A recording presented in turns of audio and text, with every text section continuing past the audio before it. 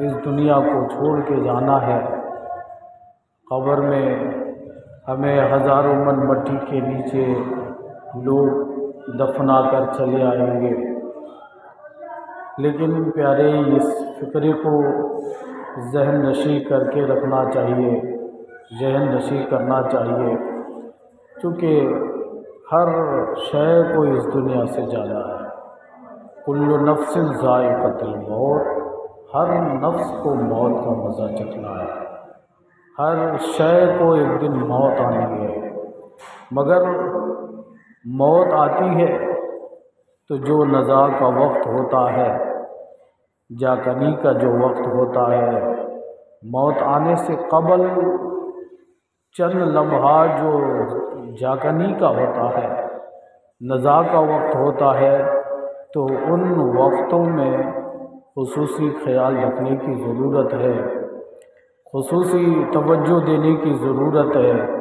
اگر وہ پاک نہیں ہے تو ان کو نہلایا جائے، پاک کیا جائے، اور پاک کرنے کے بعد ان کے پاس سورہ یاسین کی تلاوت کی جائے، سورہ یاسین پڑھا جائے، اور ان کو سورہ یاسین پڑھ کر سنانا چاہیے، اور انہیں کلمہ طیبہ کی تلقین کرنی چاہیے، کیونکہ رسول کائنات علیہ الصلاۃ والتسلیم کا جو فرمان عالی شان ہے، جو میرے آقا صلی اللہ علیہ وسلم نے اپنی امت کو سکھایا ہے، ہمیں اس پر عمل کرنے کی ضرورت ہے۔ جیسے نزاع کا وقت ہوتا ہے، جاکنی کا جو وقت ہوتا ہے، جاکنی کے وقت میں ابلیس لعین، شیطان لعین آتا ہے، اور شیطان لعین آنے کے بعد میت کو جو مرنے والا انسان ہوتا ہے اس کے طرف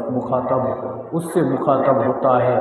ابلیس لعین اپنے ہاتھ میں پانی کا ایک پیالہ لے کر آتا ہے، اور پانی کے پیالے کو لا کر کے وہ میت کو، مرنے والے انسان کو جو نزاع کے وقت میں ہوتے ہیں، انہیں وہ پانی کا پیالہ دکھاتے ہیں، چمکاتے ہیں، اور ان سے پوچھتے ہیں۔ ملک الموت تو ابھی نہیں آئے، لیکن ابلیس لعین پہلے آیا ہوا ہے، اور آ کر کے وہ پانی کا پیالہ چمکا کر پوچھتا ہے کہ تمہیں پانی پینے کی ضرورت ہے، تمہیں پانی پیاس لگی ہے، تمہیں پانی پینا ہے۔ تو وہ نزاع کے وقت جو انسان ہے، اس وقت اس کے بارے میں حدیث پاک میں آتا ہے کہ اگر ان کو سمندر بھی پلا دیا جائے تب بھی ان کی پیاس نہیں بجھے گی۔ اللہ اکبر! وہ نزاع کا وقت کیسا وقت ہوتا ہے، وہ جاکنی کا وقت کیسا وقت ہوتا ہے کہ ان کو سمندر بھی پلا دیا جائے، جب بھی ان کی پیاس ختم نہیں ہوگی۔ اللہ اللہ! جب وہ ایسے مرحلے میں ہوتے ہیں تو جن کا ایمان ذرا کمزور ہے، جو اللہ رسول کا ذکر نہیں کرتے، جن کا ایمان ذرا کمزور ہے، تو وہ ابلیس لعین کے بہکاوے میں آ جاتے ہیں۔ پانی کا پیالہ دیکھ کر وہ بول پڑتا ہے، ہاں مجھے پیاس لگی ہے، مجھے پانی پلا دو۔ تو ابلیس لعین بولتا ہے کہ ہاں میں تمہیں پانی تو پلا دوں گا، لیکن میری ایک شرط ہے، میری ایک کنڈیشن ہے، پہلے اس کو فالو کرنی پڑے گی، اس کو ماننا پڑے گا۔ اللہ اللہ! ذرا فکر کرو مسلمانوں، ذرا غور کرو کہ کیسا وہ مرحلہ ہے، کیسے وقت ہیں کہ وہاں ساری زندگی کی عبادت کارگر بھی ہو سکتی ہے اور بیکار بھی ہو سکتی ہے۔ ایک جملے سے انسان کی زندگی تباہ بھی ہو سکتی ہے، انسان برباد بھی ہو سکتا ہے، انسان جنتی بھی ہو سکتا ہے اور جہنمی بھی ہو سکتا ہے۔ اللہ اکبر! ایک جملہ ہے، ابلیس بولتا ہے کہ میری ایک کنڈیشن ہے، میرا ایک شرط ہے، اگر میری شرط کو مان لو تو پھر میں تمہیں پانی کا پیالہ پلا دوں گا، تمہیں پانی پلا دوں گا۔ تو نزاع کے وقت والے انسان جو نزاع کے وقت میں ہے، وہ پوچھتے ہیں تیری کنڈیشن کیا ہے، تیری شرط کیا ہے، بتاؤ کنڈیشن کیا ہے، شرط بتاؤ۔ تو ابلیس بولتا ہے کہ شرط یہ ہے کہ تم مجھے خدا کہہ دو۔ معاذ اللہ رب العالمین! ابلیس بولتا ہے کہ تم مجھے خدا کہہ دو، مجھے خدا مان لو، میں تمہیں پانی کا پیالہ پلا دوں گا۔ اللہ اللہ! ذرا فکر کرو، اگر اس انسان نے بالفرض اس ابلیس لعین کے بہکاوے میں آ کر اس کو خدا کہہ بھی دیا اور اس کو خدا مان بھی لیا، تو کیا اس کو پانی کا پیالہ ابلیس پلائے گا؟ نہیں پلائے گا، وہ پانی کا پیالہ قطعاً نہیں پلائے گا، اسے پٹک کر زمین پر چل دے گا۔ اللہ اکبر۔ نیکار انسان ہوگا تو بولے گا نہیں، مجھے پانی کا پیالہ نہیں پینا ہے اور مجھے پینے کی ضرورت نہیں ہے۔ ہاں حقیقت تو یہ ہے کہ مجھے پیاس لگی ہے، پیاس کی شدت تو ہے، لیکن میں پانی کا پیالہ اس شرط پر نہیں پیوں گا کہ میں تمہیں خدا کہوں، اور خدا کہنے کے بعد جب تم مجھے پانی پلاؤ گے تو ابلیس معلوم ہوتا ہے، تو شیطان معلوم ہوتا ہے، تو ملعون معلوم ہوتا ہے، میں تمہیں کیسے خدا کہہ سکتا ہوں، میں تجھے خدا کیسے مان سکتا ہوں؟ وہ ابلیس سرہانے کے جانب سے پیتانے کے جانب آ جائے گا، جہاں میت لیٹا ہوا ہوگا، نزا کے وقت میں انسان جو ہے وہ لیٹا ہوگا، اس کے پیر کے جانب کھڑا ہوگا اور ہاتھ میں پانی کا کٹورا لے کر چمکائے گا، دکھائے گا کہ دیکھو یہ پانی کا پیالہ ہے، اب بھی وقت ہے، خدا کہہ دو مجھے۔ لیکن نیکار انسان وہ کبھی اس کو خدا نہیں بولے گا، اس کو دھتکار دے گا، بھگا دے گا۔ لیکن اسی کو ہم پیارے کہتے ہیں کہ اے اللہ ہمیں خاتمہ بالخیر فرما، ایمان پر موت عطا فرما۔ ہم اس لیے کہتے ہیں کہ ہماری جو زندگی ہے ہر فکرے میں ہمیں یہ اللہ کی بارگاہ میں دعا کرنا چاہیے، اور ہر لمحہ ہمیں اللہ کی بارگاہ میں یہ التجا کرنی چاہیے کہ مولا جب تک اس دنیا میں رکھ ایمان کے ساتھ رکھ، جب اس دنیا سے اٹھا تو ایمان کے ساتھ اٹھا۔ مولا موت تو برحق ہے، موت سے کوئی بھاگ نہیں سکتا، کوئی بھی دنیا میں کسی جگہ کوئی بھی شخص ایسا نہیں ہے کہ کوئی بولے کہ تم بولو کہ خدا کو مانتے ہو کہ نہیں، ہو سکتا ہے وہ منکر خدا کا ہو جائے، ہو سکتا ہے وہ رسول اللہ کا منکر ہو جائے، ہو سکتا ہے اولیاء اللہ کا منکر ہو جائے، شریعت مطہرہ کا منکر ہو جائے، قرآن و حدیث کا منکر ہو جائے، لیکن موت کا منکر کوئی نہیں ہے۔ جتنے بھی مذاہب دنیا میں پائے جاتے ہیں، جتنے بھی لوگ پائے جاتے ہیں، کسی بھی مذہب کے لوگوں سے یہ پوچھا جائے کہ موت کے بارے میں تمہارا کیا خیال ہے، تمہیں مرنا ہے کہ نہیں مرنا ہے، تمہیں موت آنی ہے نہیں آنی ہے، وہ سب ایک جگہ ایک پلیٹ فارم پر کھڑا ہوا نظر آئے گا کہ نہیں، موت سب کو آنی ہے، مرنا سب کو ہے۔ لیکن پیارے جب انسان کی روح قفس عنصری سے پرواز کرتی ہے، جب ملک الموت اس کی روح کو لے کر نکل جاتے ہیں، روح جب نکال لی جاتی ہے تو حدیث پاک میں آتا ہے کہ جب ملک الموت نیکاروں کی روح جب نکالتے ہیں تو وہ جنتی تشت اور جنتی رومال اور دستی لے کر آتے ہیں، ان کو نکالنا نہیں پڑتا بلکہ جنت کی خوشبو سونگھ کر وہ روح اس کے جسم سے نکل کر ملک الموت کے حوالے ہو جاتی ہے۔ اللہ اللہ۔ اور اس کی مثال یہ بھی ہے، اس کی مثال یہ بھی دی جا سکتی ہے کہ جیسے آٹا گوندھ دیا جائے، پانی سے آٹے کو گوندھ دیا جائے اور آٹے کے اندر اگر کوئی بال پڑ جائے یا آٹے کے اندر سے بال کو نکالا جائے تو آٹے میں نہ کوئی تکلیف ہوگی نہ کوئی پریشانی ہوگی، اور اس کو بال کو کھینچ لیں گے، آٹے میں کوئی بھی فرق نہیں پڑنے والا ہے، کوئی درار نہیں پڑنے والا ہے۔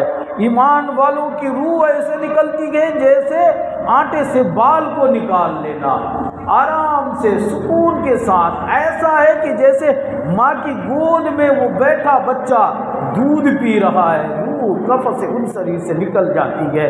لیکن کسی گناہ گار کی روح جو نکلتی ہے تو ببول کا پیڑ دیکھو، جو ببول کے جھاڑ ہوتے ہیں اس کے اندر کانٹے ہوتے ہیں، اور وہی آٹے کو دیکھ لو، آٹے کے اندر وہ ببول کے کانٹے کو داخل کر دو اور آٹا ایک جگہ پر ملا دو، اور ملانے کے بعد پھر اس آٹے سے اس ببول کے کانٹوں کو کھینچ لو، آٹے کا حشر کیا ہوگا، انجام کیا ہوگا، آٹے کو ٹکڑے ٹکڑے کر دیا جائے گا۔ اللہ اکبر۔ یہی ہے بے ایمانوں کی موت اور وہ ہے ایمان والوں کی موت۔ اللہ اللہ۔ جب روح ملک الموت قبض کر لیتے ہیں، روح نکال لیے ہوتے ہیں تو وہ ملک الموت روح کو لے کر آسمان کی طرف چلتے گئے، آسمان کی طرف نکل پڑتے گئے، پہلے آسمان پر، دوسرے آسمان پر، تیسرے آسمان پر، چوتھے آسمان پر، یہاں تک کہ 7ویں آسمان پر جاتے ہیں اور عظمت حجاب کے پاس جا کر ملک الموت اللہ کی بارگاہ میں عرض کرتے، مولا یہ تیرے فلاں بندے کی روح لے کر آیا ہوں، اس روح کو میں کیا کروں، اس روح کو کہاں رکھوں، کس جگہ رکھوں؟ اللہ اللہ جب وہ روح کے بارے میں پوچھا جاتا ہے رب ذوالجلال ارشاد فرمائے گا، میرے فرشتے ملک الموت، میرے بندے، تم نے میرے بندے کی، نیک بندے کی روح کو تم نے قبض کی ہے، جس جسم سے تو نے میرے جس بندے کے جسم سے تو نے روح کو نکالی ہے اسی جسم میں اس روح کو واپس داخل کر دے، اس روح کو دوبارہ اسی جسم میں داخل کر دے۔ اللہ اکبر، یہاں تک کہ ہم کیا کرتے گئے، نہلا لیتے گئے، کفنا لیتے گئے، ان پر جنازے کی نماز پڑھ لی جاتی ہے، قبر میں رکھ دی جاتی ہے۔ تو آپ نے سن رکھا ہے کہ جب قبر میں ہم جسد اطہر کو، جسد کو، جسم کو، جب لاش کو قبر کے اندر رکھتے ہیں تو پھر اس کے بعد ملک الموت آتے ہیں اور اللہ کے حکم کے مطابق ان روح کو جس کے جسم سے وہ نکالے تھے اسی روح کو دوبارہ اس کے اندر داخل کر دی جاتی ہے۔ ان کے جسم میں دوبارہ وہ روح داخل ہوتی ہے تو داخل ہونے کے بعد سب سے پہلے انہیں چھینک آتی ہے، قبر میں دوبارہ زندہ کیا جاتا ہے اور پھر اس کو چھینک آتی ہے، اور چھینک آنے کے بعد اس لیے جب کسی انسان کو چھینک آئے تو الحمدللہ کہنا چاہیے، لیکن ہم لوگ تو اس سے عاری ہیں، اس سے دور بھاگے جا رہے ہیں۔ الحمدللہ کہنا چاہیے، عادت بنائی رکھنی چاہیے۔ وہ قبر میں جب دوبارہ تمہارے جسم میں روح ڈالی جائے گی، تمہیں چھینک آئے گی اور تم اٹھ کر کے بیٹھ جاؤ گے، ایسا لگے گا، اور اپنی آنکھوں کو ملتا ہوا بیٹھ جاؤ گے، یہاں تک کہ نکیرین منکر نکیر آ جائیں گے قبر میں سوال کرنے کے لیے، پوچھا جائے گا تیرا رب کون ہے، تیرا دین کیا ہے، تو کس دین کے ماننے والے ہو، اس آدمی کے بارے میں، اس آدمی کے بارے میں تم کیا عقیدہ رکھا کرتے تھے، یہ سوال پوچھنے کے لیے وہ نکیرین آ جائیں گے، سوال پوچھنا چاہیں گے۔ لیکن جب ان کو دوبارہ جو روح پھونکی جائے گی تو وہ چار جانب کو، چاروں طرف مڑ کے دیکھے گا، اور چار جانب کو دیکھے گا تو انہیں یقین ہو جائے گا کہ میں دنیا سے کوچ کر چکا ہوں، موت آ گئی ہے، میں مر چکا ہوں۔ اللہ اکبر، ایک فقرہ اور ذہن میں رکھتے چلو، یہ بات ذہن نشی کرتے چلو، انسان کو دن میں دفناؤ یا رات میں دفناؤ، چاہے کسی وقت بھی دفناؤ، چاہے رات میں دفناؤ یا دن میں دفناؤ، کسی وقت بھی دفناؤ، جب ان کے قبر میں رکھ دیا جائے گا، جب میت قبر میں رکھ دیے جائیں گے، دوبارہ جب روح پھونکی جائے گی تو وہ اٹھے گا، جب آنکھوں کو ملتا ہوا اٹھے گا تو کیا دیکھے گا، جب وہ قبلہ کے جانب دیکھے گا تو اسے ایسا لگے گا کہ سورج ڈوبنے والا ہے، سورج غروب ہونے والا ہے، سورج ڈوبنے جا رہا ہے، اور یہاں تک کہ عصر کی نماز قضا ہونے والی ہے۔ ملک الموت جب روح داخل کریں گے تو ایسا معاملہ اس کے ساتھ ہوگا، چاہے دن میں دفن کرے یا رات میں دفن کرے، چاہے کسی وقت بھی دفن کرے، اس کو ایسے ہی لگنے والا ہے، یہاں تک کہ سورج ڈوبنے والا ہے، اسے ایسا لگے گا، یہاں تک کہ نکیرین آئیں گے، پوچھیں گے، ان کے سوالات ہونے والے ہیں، پوچھا جائے گا من ربک کا، تیرا رب کون ہے، تو وہ مردہ بولے گا ٹھہرو ذرا، عصر کی نماز میری قضا ہونے والی ہے، عصر کی نماز چلی جائے گی، میرے رب کے بارے میں تیرا سوال ہے نا، تو میرے رب کے بارے میں پوچھتے ہو کہ میرا رب کون ہے، پہلے میں نماز عصر کی ادا کر لوں، عصر کی نماز پڑھ لوں، پھر پوچھنا میرا رب کون ہے، میں اس کا جواب دے دوں گا، میں اس سوالات کے جواب دے دوں گا، یہاں تک کہ نکیرین انہیں مہلت دے دیں گے، انہیں چھوڑ دیں گے، اور پھر یہاں تک کہ وہ آدمی عصر کی نماز ادا کر لیں گے، اور پھر اس سے ادا کرنے کے بعد نکیرین پوچھیں گے تیرا رب کون ہے، تو وہ مردہ بولے گا میرا رب اللہ ہے، پھر پوچھا جائے گا تیرا دین کیا ہے، تو کہے گا میرا دین اسلام ہے۔ تو اس آدمی کے بارے میں تمہارا کیا عقیدہ تھا دنیا میں؟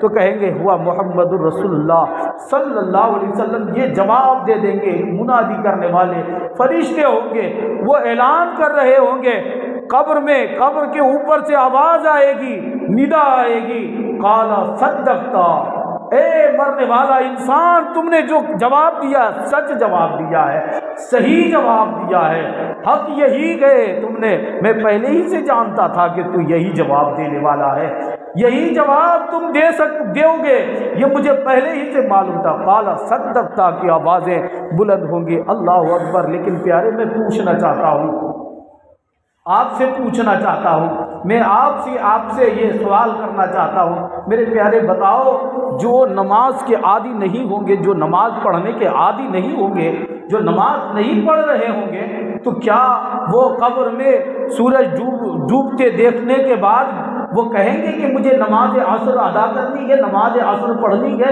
ایسا کوئی بولیں گے؟ نہیں بولیں گے۔ کیوں؟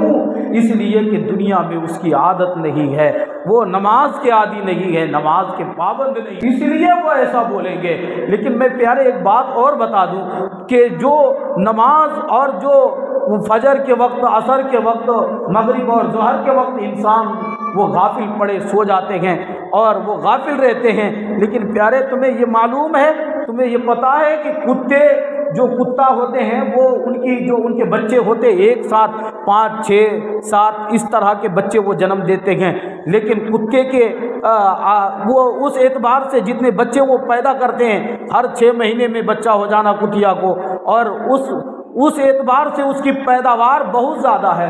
لیکن ایک بکری کو دیکھ لو، ایک بھینس کو دیکھ لو، ایک گائے کو دیکھ لو، اس کی پیداوار کم ہے، ایک مرغے کو دیکھ لو، لیکن اس کی پیداوار کم ہے، لیکن بہت زیادہ وہ جانور پائے جاتے ہیں دنیا میں، وہ جانور بڑے ملتے ہیں، بہت زیادہ ملتے ہیں۔ لیکن کیوں ایسا ہے؟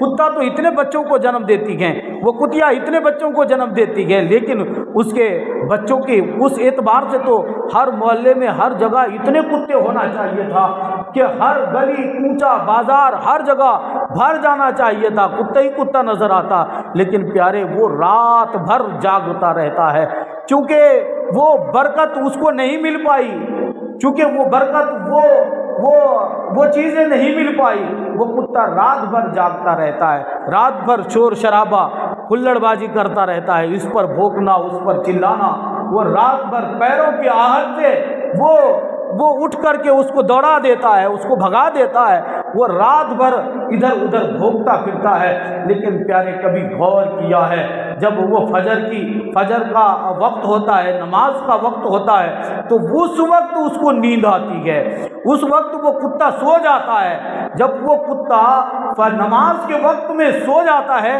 تو اس کی نسل سے برکتیں اٹھا لی گئی، برکتیں چھین لی گئی۔ پیارے وہی مرغے کو دیکھ لو، وہی مرغا ہے، وہی مرغا جو فجر پوری رات سورج ڈوبا وہ اپنے گھر کو چلا گیا، اپنے گھر کے اندر داخل ہو جاتا ہے، اور جو ہی فجر کا وقت ہوتا ہے، صبح صادق کا وقت ہوتا ہے، وہ بانگ دینا شروع کر دیتا ہے، وہ بانگ دینا شروع کر دیتا ہے۔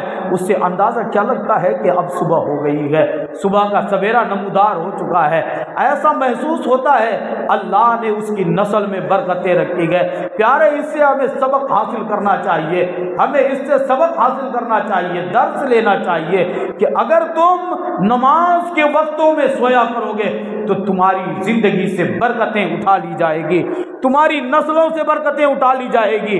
تم اگر بابرکت بننا چاہتے ہو تو نماز کے وقتوں کی پابندی کیا کرو، نماز کے وقتوں میں اپنی نمازیں ادا کرو۔ لیکن نوجوانوں کا ایک الگ فقرہ بن چکا ہے، الگ معیار اور الگ دستور بنا لیے ہیں، وہ بازاروں میں گھومنا پسند کرتے ہیں، باہر مسجد کے باہر اور چوراہوں پر بیٹھ کر باتیں کرنا شروع کر دیتے ہیں۔ جمعہ کے دن کا بھی مسئلہ یہی ہے، لوگ کہتے ہیں مائک کے ذریعے سے ہمیں آواز آ جاتی ہے، لیکن تیری جسارت پر افسوس، نوجوان تو کس دہلیز پر قدم رکھ رہا ہے، کس راستے پر تو اپنے قدم کو جمائے ہوئے ہیں، کس راستے پر تو چل رہا ہے، لیکن تمہیں معلوم نہیں ہے کہ ہزاروں من مٹی کے نیچے لوگ تجھے دفنا کر کے چلے آئیں گے اور تمہیں کوئی اس جگہ کوئی مدد کرنے والا نہیں آئے گا، کوئی تمہاری مدد نہیں کریں گے، لیکن ہمیں اس کی فکر نہیں ہے، اس کے بارے میں سوچ نہیں ہے۔ ہم نے 60 سال 70 سالہ اور 50 سالہ زندگی کو ہم نے سب کچھ سمجھ لیا ہے، دنیا ہی کو ہم نے سب کچھ سمجھ لیا ہے، یہی دنیا، اسی دنیا کے لیے ہم جیتے ہیں اور مرتے ہیں، اسی دنیا کے لیے ہم نے نمازیں ترک کر دی ہے، اسی دنیا کے لیے ماں باپ کو اذیت پہنچائی ہے، ماں کو باپ کو گالیاں دی ہے، اسی دنیا کو حاصل کرنے کے لیے جھوٹ چغل خوری غیبت کر کے میں نے پیسے کمائے، اور وہ پیسے کما کر کے ہم نے بلڈنگیں بنا لی، عمارتیں بنا لی، اور وہ لوگوں کے اندر ہم اپنا ایک فخر اور ایک اپنا بڑا مقام حاصل کر لیتے ہیں کہ ہم بہت بڑے انسان ہیں، ان کے اندر فخر اور ان کے اندر غرور اور انانیت ہوتی ہے اتنی۔ لیکن اے حضرت انسان، کبھی اپنی پیدائش پر بھی غور کر۔ قرآن تو تمہیں متنبہ کرتا ہے، قرآن تو تمہیں یہ بتاتا ہے کہ اے انسان، اے حضرت انسان، تم اپنی پیدائش پر غور کر، تیری پیدائش کیسے ہوئی ہے، تجھے اللہ نے کس کے ذریعے سے پیدا کیا ہے، تیری پیدائش کیسے ہوئی ہے۔ ایک ناپاک قطرے سے تیرے جسم کو بنایا، ناپاک خون سے تیری غذا بنی ہے، اور تو اسی حسن پر، اسی طاقت پر، اسی جوانی پر اتنا اتراتے ہو۔ تمہیں یہ فکر نہیں ہے کہ تمہارے جسم میں تو حسن کے اعتبار سے، دیکھنے کے اعتبار سے بڑا حسین لگتے ہو، بڑا خوبصورت لگتے ہو، لیکن تمہیں یہ معلوم نہیں ہے کہ تمہارے پیٹ میں 2-2.5 کلو پخانہ رہتا ہے، وہ غلاظتیں رہتی ہے، وہ بند ہے، کبھی اس کی فکر نہیں ہے۔ کیوں غرور ہے، کیوں انانیت ہے، کیوں تکبر کرتے ہو؟ تم اپنی پیدائش پر غور کرو، اپنے آپ پر غور کرو، اللہ نے تجھے کیسے بنایا، کیسے پیدا کیا، ہمیں اس کی فکر کرنی چاہیے۔ لیکن ہم تو اس سے دور ہوتے جا رہے ہیں، ہمیں اس سے دور ہوتے چلے جانا ہے۔ آج لوگ کہتے ہیں دوستوں کے ساتھ بیٹھو، دوستوں کے ساتھ گھومو، لوگ یہ کہتے ہیں کہ عالموں کی صحبت میں مت بیٹھو۔ اگر عالموں کی صحبت میں بیٹھو گے تو تمہیں نمازی بنا دے گا، تمہیں جنتی بنا دے گا، عالموں کی صحبت میں بیٹھو گے تو تمہیں گناہوں سے بچاتا رہے گا۔ اسی لیے کہتے ہیں عالموں کی صحبت میں مت بیٹھو، عالموں کے پاس مت بیٹھو۔ یہ نظریہ ہمارا ہے، یہ طریقہ ہمارا ہے۔ کیوں؟ اس لیے کہ عالموں کی صحبت میں بیٹھو گے تو تمہیں دینداری کی طرف لے کے آئے گا، تمہیں دینداری کی طرف کھینچے گا۔ آج وہ عالم دین، مسجدوں کے امام جو وہ ہوتے ہیں، ان کے بارے میں کیسے کیسے پروپیگنڈے کیے جاتے ہیں، کیسے کیسے واقعات کی باتیں کی جاتی ہے، لیکن ان کے خلاف اذیت والی زبان ہوتی ہے، ان کی شان میں تذلیل کی جاتی ہے۔ اس لیے علماء نے کہا، علماء نے یہ فتویٰ دیا کہ کسی عالم دین کی توہین کرنا کفر کی منزل تک ہے، وہ کفر تک لے جائے گا۔ اگر تم نے کسی عالم دین کی توہین کی ہے، ان کی تذلیل کی ہے، ان کی شان کو گھٹایا ہے، اگر کوئی نیتا کسی جگہ آ کر لیکچر دے اور بھاشن دے اور تم وہاں پر کھڑے ہو تو وہ بولے کہ میں جیت جاؤں گا تو میں تمہیں بجلی دوں گا، پانی دوں گا، لائٹ دوں گا، وہ وغیرہ وغیرہ وہ باتیں کرے، وہ اس طرح کی باتیں کرے، اگر تم ان کی بات کا کہہ دو کہ یہ جھوٹ بولتا ہے تو کوئی تمہیں فرق نہیں پڑنے والا ہے، کوئی فرق نہیں پڑے گا، تمہارا ایمان نہیں جائے گا۔ لیکن کسی عالم دین کے بارے میں تمہارا یہ خیال ہو جائے، یہ گمان ہو جائے کہ وہ عالم دین جھوٹ بولتا ہے، وہ جھوٹی بات کرتا ہے، تو عالم دین کبھی اپنی بات کبھی نہیں کرتا، وہ اللہ رسول کی بات کرتا ہے، وہ قرآن کی بات کرتا ہے۔ اگر تم نے کسی عالم دین کی بات کو جھوٹی کہا، وہ قرآن کی بات کر رہا تھا، تم کہاں کی بات کر دیے؟ خدا کے کلام کو جھوٹا کہہ دیا، رسول اللہ کے فرمان کو جھوٹا کہہ دیا۔ اس لیے تمہارا ایمان جانے کا ڈر ہے، ایمان پر موت نہ ہو اس کا ڈر ہے۔ اس لیے عالموں کی توہین مت کیا کرو، عالموں کی شان میں گستاخی مت کیا کرو۔ ارے عالموں کے لیے روئے زمین کے ہر ذرے ان کے لیے دعائیں مغفرت کرتی ہے۔ وہ سوراخوں میں چوٹیوں کو دیکھتے ہو، وہ مچھروں کو دیکھتے ہو، مکھیوں کو دیکھتے ہو، دریا کی مچھلیوں کو دیکھتے ہو، وہ بے جان جو ہم نے سمجھا ہے، وہ بے جان پتھروں کو دیکھتے ہو، وہ شجر و حجر کو دیکھتے ہو، وہ جھاڑ، وہ درخت، وہ پتوں کو دیکھتے ہو، جب تک اس کے اندر زندگی رہتی ہے، وہ جب تک ہرا بھرا رہتا ہے، وہ عالم دین کے لیے وہ درخت، شجر، حجر، ذرے ذرے اور وہ سوراخوں میں بیٹھی وہ چونٹیاں، دریا کی مچھلیاں، ان کے لیے دعائیں مغفرت کرتی رہتی ہے۔ یہ شان ہے اللہ والوں کی، یہ شان ہے عالم ربانیین کی۔ تو تم ان کی تعظیم کر کے تم اپنے مقام کو اور اپنی عزت کو اور اپنے درجے کو کیوں نہیں بلند کر لیتا؟ آج کل لوگ یہ فکرہ دیتے ہیں نا کہ جوان ہو جائے گا، ابھی جوان ہے، ابھی شادی نہیں ہوئی ہے، شادی ہو جائے گی، شادی کر لیں گے جب جا کے داڑھی رکھیں گے، شادی ہو جائے گی جب داڑھی رکھیں گے، نہیں تو پہلے رکھیں گے۔ تو وہ بغیر عالم کی ڈگری دیتے تھے لوگ، بغیر پڑھے لکھے لوگ اس کو سند دے دیتے۔ ایک آدمی مجھ سے کہا، ایک جوان تھا، داڑھی رکھ لیا، نماز پڑھتا تھا 5 وقت پابندی کے ساتھ۔ اس نے کہا جب وہ کسی راستے سے جاتا ہے تو اس نے مجھ سے بولا کہ حضرت میں کسی راستے سے جاتا ہوں تو لوگ مجھے مولانا صاحب کہتے ہیں، لوگ مجھے مولانا صاحب کہتے ہیں، اور میں تو علم حاصل کیا ہی نہیں ہوں، میں کیسے مولانا ہو گیا؟ میں تو پڑھا ہی نہیں ہوں۔ میں نے ٹوپی لگا لی، چہرے پر داڑھی سجائی، رسول پاک کی سنت کو میں نے سجا لیا، تو لوگ کہتے ہیں کہ یہ مولانا صاحب ہو گئے۔ تو میں نے کہا کہ دیکھو، نبی پاک علیہ السلام کی سنت کو تم نے اپنایا ہے تو بتاؤ یہ تمہیں درجہ مل گیا، تم نے ایک سنت کو اپنایا تو تمہیں یہ مقام مل گیا، بغیر پڑھے بغیر علم حاصل کیے تمہیں یہ ڈگری مفت میں مل گئی، تو اس سے بڑی اور نعمت کیا ہو سکتی ہے؟ حالانکہ کہنا نہیں چاہیے لیکن لوگ کہتے ہیں۔ اس لیے پیارے، تو تم کو یہ خیال رکھنا چاہیے کہ ہمیں کیا کرنا ہے، کیا نہیں کرنا ہے، کس راستے پر چلنا ہے، کس راستے پر چلنا نہیں ہے۔ آج لوگ باتیں کرتے ہیں کہ ان کے قریب جاؤ گے تو تمہیں نمازی بنا دے گا۔ دوست وہ نہیں ہوتا جو گناہوں کے طرف آپ کو برانگیختہ کرے، گناہوں کی طرف لے کے جائے۔ کوئی آپ کا دوست آیا اور کہا کہ میرے بھائی میں پیسہ خرچ کروں گا، میں تمہیں پیسے دوں گا، میرے ساتھ میں گاڑی اپنی لے جاؤں گا، گاڑی پر میں تمہیں بٹھاؤں گا اور لے کر کے جاؤں گا فلم ہال میں، سنیما دکھانے کے لیے، فلم دکھانے کے لیے، پیسہ بھی میں دوں گا اور تمہیں گاڑی پر بھی بٹھا کے لے کے جاؤں گا اور تمہیں ہوٹلوں میں کھانا بھی کھلاؤں گا، سب کچھ دوں گا۔ تو کیا میں پوچھتا ہوں وہ دوست ہے کہ دشمن ہے؟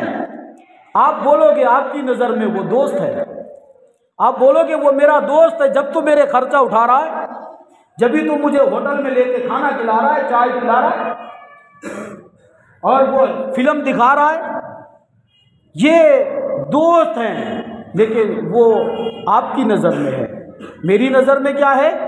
میں سمجھتا ہوں کہ اگر وہ اپنا پیسہ، اپنا مال، اپنی دولت تمہیں اس بات پر صرف کرتا ہے کہ تمہیں گناہ کی طرف لے کے جائے، تو کائنات میں اس سے بڑا کوئی دشمن ہے ہی نہیں۔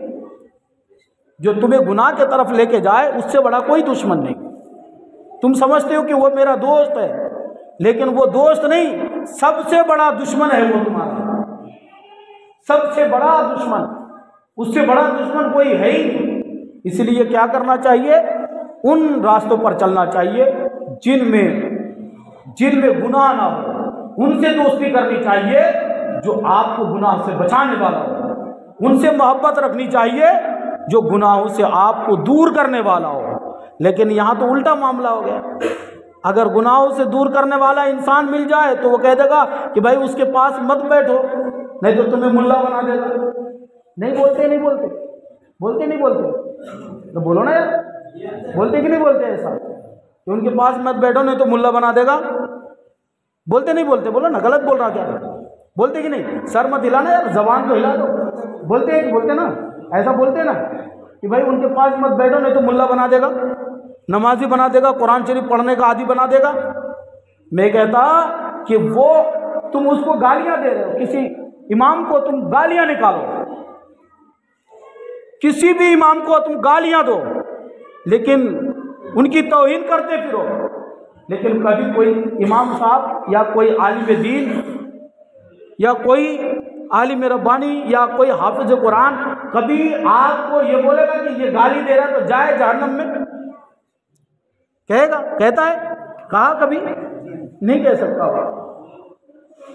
اچھا ایسا کبھی ہوا ہے کہ کسی عالم کو، کسی امام کو آپ جا کر کے 50,000 روپے دے دو یا 10,000 روپے دے دو اور کہہ دو کہ بھائی مجھے جو ہے میرے حصے کا تم ہی کر لو؟ کرے گا؟ یا بولے گا کہ تم میری ایسی مدح کر دینا، تعریف کر دینا؟ کرے گا؟ نہیں کرے گا۔ کیوں؟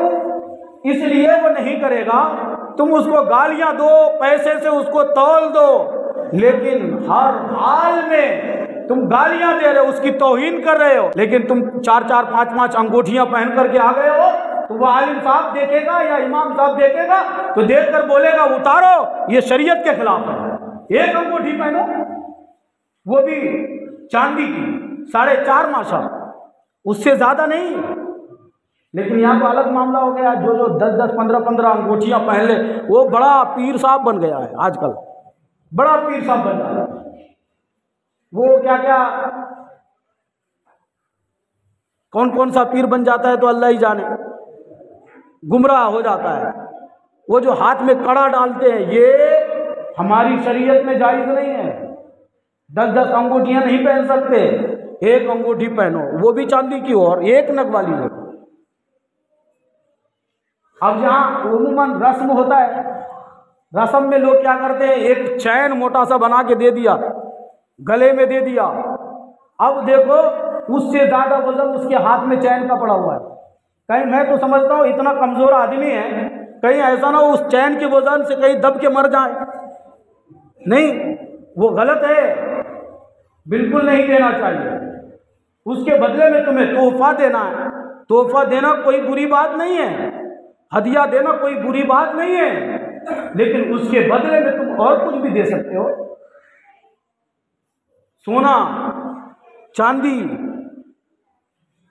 صرف سوائے ایک انگوٹھی کے، وہ سب مردوں کے لیے حرام ہے،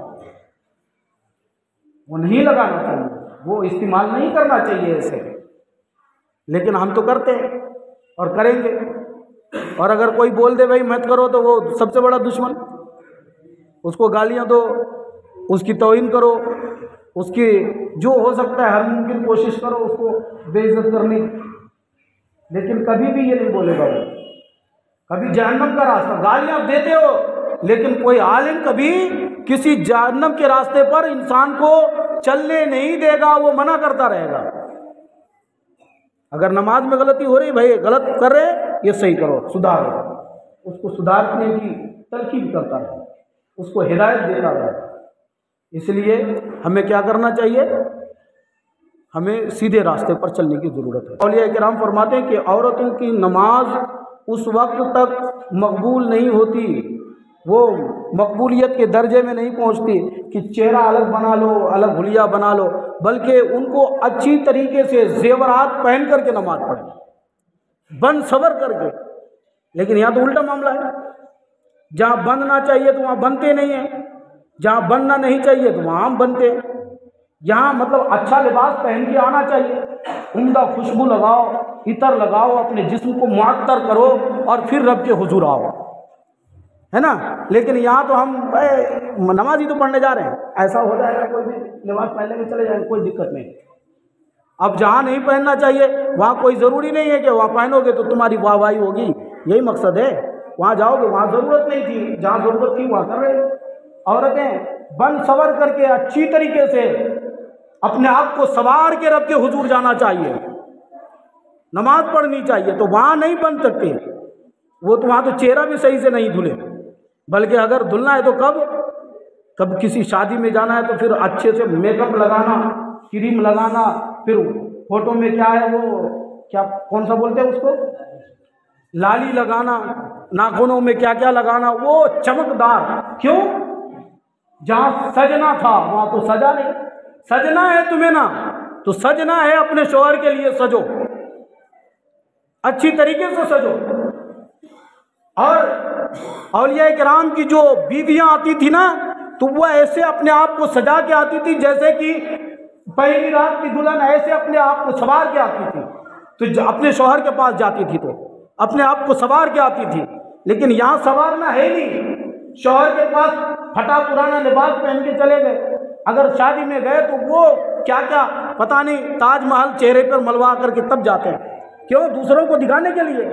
دوسروں کو دکھانا ضروری نہیں ہے، دوسروں کو دکھاؤ گے تو گناہ ہوگا، شوہر کو دکھاؤ گے تو ثواب ہوگا، نیکیاں ملے گی۔